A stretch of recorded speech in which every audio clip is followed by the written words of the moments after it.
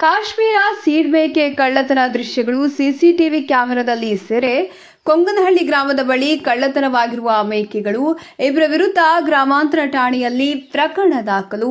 ಚಿಂತಾಮಣಿ ಕಾಶ್ಮೀರ ಮೇಕೆ ಮರಿಗಳನ್ನು ಕಳ್ಳತನ ಮಾಡಿಕೊಂಡು ಅಲ್ಲಿಂದ ಆಟೋದಲ್ಲಿ ಬೆಂಗಳೂರು ಕಡೆಯ ರಸ್ತೆಯಲ್ಲಿ ಹೊರಟು ಹೋದ ದೃಶ್ಯಗಳು ಸಿಸಿಟಿವಿ ಕ್ಯಾಮೆರಾದಲ್ಲಿ ಸೆರೆಯಾಗಿ ಇವರು ಮಹಿಳೆಯರ ವಿರುದ್ಧ ಗ್ರಾಮಾಂತರ ಪೊಲೀಸ್ ಠಾಣೆಯಲ್ಲಿ ಪ್ರಕರಣ ದಾಖಲಾಗಿರುವ ಘಟನೆ ನಡೆದಿದೆ.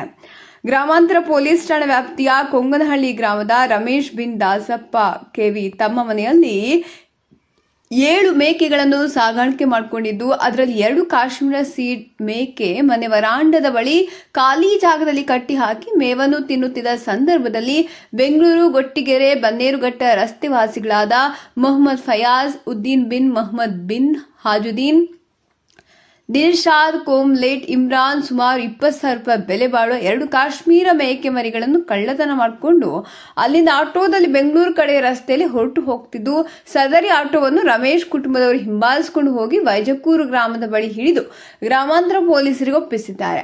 ಮೇಕೆ ಕಳ್ಳತನ ಮಾಡಿರುವ ದೃಶ್ಯಗಳು ಸಿಸಿಟಿವಿ ಕ್ಯಾಮೆರಾದಲ್ಲಿ ಸೆರೆಯಾಗಿವೆ. ಇನ್ನು ಘಟನೆ ಕುರಿತು ಗ್ರಾಮಾಂತರ ಠಾಣೆಯ ಪೊಲೀಸರು ಪ್ರಕರಣ ದಾಖಲಿಸಿಕೊಂಡು ಮುಂದಿನ ಕ್ರಮ ಕೈಗೊಂಡಿದ್ದಾರೆ.